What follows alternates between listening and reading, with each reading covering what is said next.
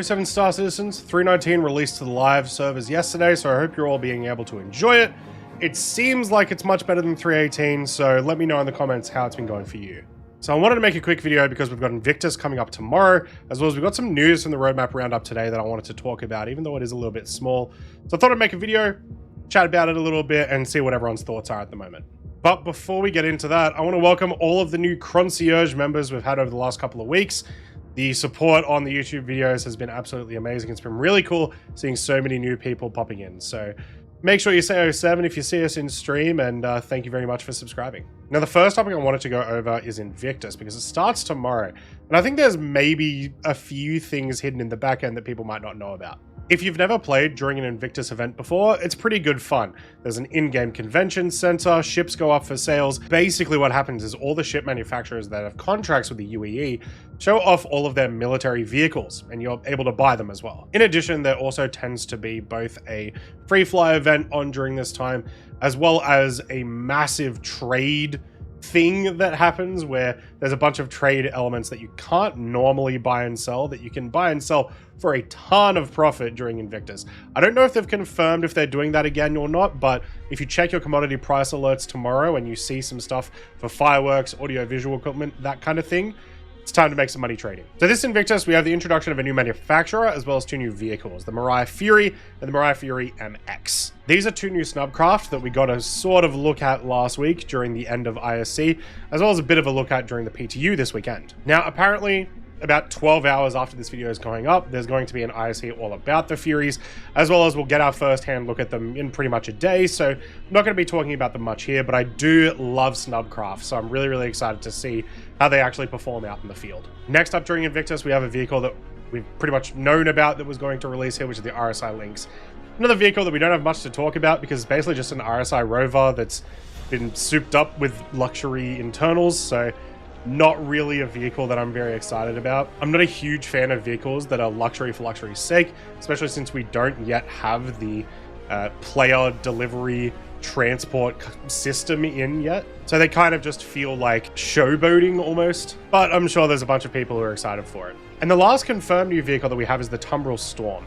Now, this is mostly leaks that we've been getting from this, and from what we can tell, this is a basically Nova Tonk, but smaller and designed for one player. Don't really want to talk about it that much because it is leaks based, but I'm sure I'll be making a video on that next week. The reason I wanted to talk about all of these is because I don't think that's it. I am a big subscriber to the theory that we're probably going to be getting some sort of concept ship. The fact that we now have Mirai and we are getting the Fury and the Fury MX snubcraft makes me think that there's gotta be a ship that we're going to be getting that uses them. Like every single snubcraft has its carrier vessel. The Merlin has the Constellation. The Pisces has the Carrack. What will you actually use the Mariahs on? Now, obviously, we know that we'll probably be using them on the Hercules, on the 890J, I'm sure it'll fit. But it feels weird to me that there wouldn't be a dedicated ship for it. One of my favorite theories that I've been hearing from people is, what if we had a Starfarer where you remove all of the fuel canisters and you replace those with Fury docking stations? I think that would be so, so cool for some snubcraft. Also, in addition to that, on the show floors during the PTU, the Spirit series had two separate holo viewers, one for the C1 and E1 and one for the A1.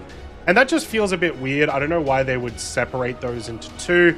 I mean, one obviously has a little bit more military value than the other two, but it just seems strange. So it wouldn't be super weird to me if one of those holo viewers was fake and there was actually supposed to be something else in there, perhaps this concept vehicle that I might be thinking of. But it's also very unusual to have that many ships released during Invictus. It's probably more likely that we're going to see something during Alien Week. For those who don't know, a couple of weeks after Invictus we have Alien Week. It's not usually an in-game event, but we get to see a bunch of alien ships, and usually an alien ship is released or a concept goes up. For example, we saw the cargo ship, the Banu cargo ship, go up. Its name is escaping me at the moment, the Raylan.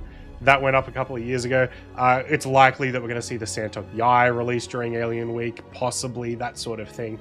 So maybe I'm a bit off base here. I mean, let me know, do you think there's going to be another concept ship at Invictus, it really feels like there's something missing. So that aside, let's talk about something that's actually kind of big news today, which was something that was found in the roadmap roundup. Once every 2 weeks or so, we get a roadmap roundup where we get some new information about what the teams are actually doing in Star Citizen right now. And today's was a very small one, but a very impactful one, which is the introduction of a new ship team in Montreal. I did notice a couple of months ago, I saw a tweet from, I think it was Daniel Dexter Taylor, about how they were actually creating this new ship team, and it got me really excited. And now that they've actually started to put some of their tasks on the progress tracker, we can kind of get a grasp on what's going on, why they've introduced them, so I want to talk about it a bit. Firstly, for the last couple of years, there has been a ton of talk about how there's this massive backlog of ships.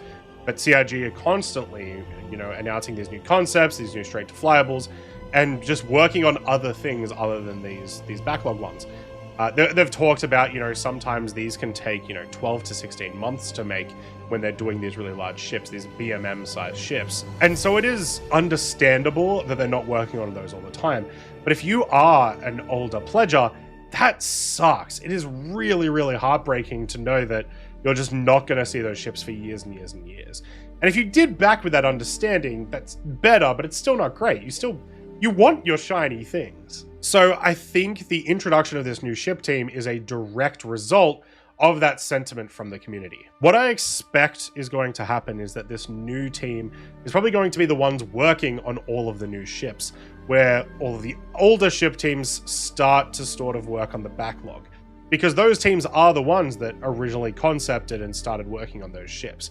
So it just kind of makes a lot of sense for them to be working on those, while the new teams start working on new design languages, new ships. They have less that they have to learn about those old designs. And one thing that kind of shows that is that they've already started work. On the progress tracker, we've already seen 2 unannounced vehicles, currently both with work ending in July from the Montreal team. And it feels very, very likely that these are probably going to be either very, very small fighters or, hover quad-esque vehicles, something very small, just as like an onboarding task, which is a very common theme that we've seen with CIG when new teams come up, is they're given an onboarding task that can actually be implemented into the game. An example is the Rex. The Reclaimer Rex were originally designed to be onboarding tasks that got a little bit more complex and then actually got put into the game. And now we're seeing more and more Rex come out, and there's apparently 30 Rex of the Reclaimer Rex style that are actually in production. So I think this is really, really good news for the state of ship design in Star Citizen. It's just going to be interesting to see how long it's going to take them to fully sort of integrate into the role, and for us to actually see ships start to pump through. And it'll also be interesting to see if we do see that reprioritization of these older ship teams into maybe some of these older ships. Maybe we'll see, the Perseus and the Polaris. Maybe we'll see the BMM be put back on the tables of the developers so that they can continue work on that. Let me know what your thoughts are. I think this is something to be very, very excited about, to have a new ship team, but as always, it's just going to be a matter of time until we actually see how their work kind of goes. So let me know. And that's basically it from me. What I do want to say, though, is that pretty much right now, just after you're watching this video, I'm doing a thing on Twitch called Twitch Subfest for the next 10 days, where I'm going to be playing a bunch of Star Citizen, and I'm actually going to be giving away a ton of Star Citizen ships. So make sure you hop on over there, hang out. It's free to enter all of the giveaways, so you'll be able to snag yourself up some ships and add to your fleet, so make sure you do that. Thanks very much for watching the video, guys. If you liked it, make sure to give it a like. If you haven't already, subscribe to see more Star Citizen content, and I'll see you guys in the next video, which will almost definitely be about the Mariah Fury. So see you then.